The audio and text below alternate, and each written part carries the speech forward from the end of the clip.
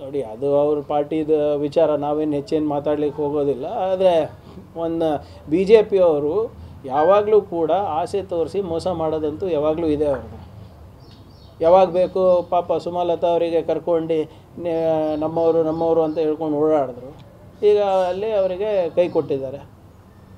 ಅದು ಯಾಕೆ ಮಾಡಿದರು, ಏನು ಮಾಡಿದರು, ಅವರಿಬ್ಬರು ಮೈತ್ರಿ ಪಕ್ಷಕ್ಕೆ ಕೇಳಬೇಕು. ನಮಗೇನು, ವಿ ಆರ್ ಲೀಸ್ಟ್ ಇಂಟ್ರೆಸ್ಟೆಡ್. ನಮ್ಮ ಕ್ಯಾಂಡಿಡೇಟಲ್ಲಿ ನಮ್ಮ ಗೌಡ್ರಿದ್ದಾರೆ, ಸ್ಟಾರ್ ಚಂದ್ರು ಅವರಿದ್ದಾರೆ, ಅವರ ಜಯ ಖಚಿತ.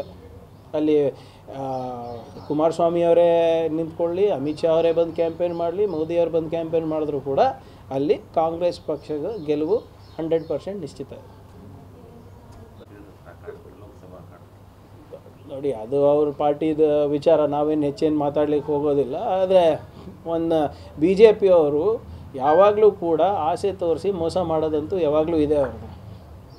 ಯಾವಾಗ ಬೇಕು ಪಾಪ ಸುಮಲತಾ ಅವರಿಗೆ ಕರ್ಕೊಂಡು ನಮ್ಮವರು ಅಂತ ಹೇಳ್ಕೊಂಡು ಓಡಾಡಿದ್ರು.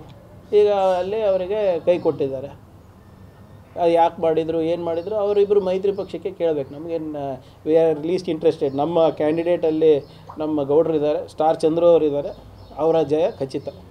ಅಲ್ಲಿ ಕುಮಾರಸ್ವಾಮಿ ಅವರೇ ನಿಂತ್ಕೊಳ್ಳಿ, ಅಮಿತ್ ಶಾ ಅವರೇ ಬಂದು ಕ್ಯಾಂಪೇನ್ ಮಾಡಲಿ, ಮೋದಿಯವರು ಬಂದು ಕ್ಯಾಂಪೇನ್ ಮಾಡಿದ್ರು ಕೂಡ ಅಲ್ಲಿ ಕಾಂಗ್ರೆಸ್ ಪಕ್ಷದ ಗೆಲುವು 100% ನಿಶ್ಚಿತ. ನೋಡಿ, ಅದು ಅವ್ರ ಪಾರ್ಟಿದ ವಿಚಾರ, ನಾವೇನು ಹೆಚ್ಚೇನು ಮಾತಾಡ್ಲಿಕ್ಕೆ ಹೋಗೋದಿಲ್ಲ. ಆದರೆ ಒಂದು ಬಿ ಜೆ ಪಿಯವರು ಯಾವಾಗಲೂ ಕೂಡ ಆಸೆ ತೋರಿಸಿ ಮೋಸ ಮಾಡೋದಂತೂ ಯಾವಾಗಲೂ ಇದೆ ಅವ್ರದ್ದು.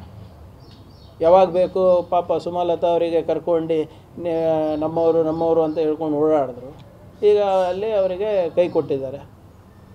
ಅದು ಯಾಕೆ ಮಾಡಿದರು, ಏನು ಮಾಡಿದರು, ಅವರಿಬ್ಬರು ಮೈತ್ರಿ ಪಕ್ಷಕ್ಕೆ ಕೇಳಬೇಕು. ನಮಗೇನು, ವಿ ಆರ್ ಲೀಸ್ಟ್ ಇಂಟ್ರೆಸ್ಟೆಡ್. ನಮ್ಮ ಕ್ಯಾಂಡಿಡೇಟಲ್ಲಿ ನಮ್ಮ ಗೌಡ್ರಿದ್ದಾರೆ, ಸ್ಟಾರ್ ಚಂದ್ರು ಅವರಿದ್ದಾರೆ, ಅವರ ಜಯ ಖಚಿತ.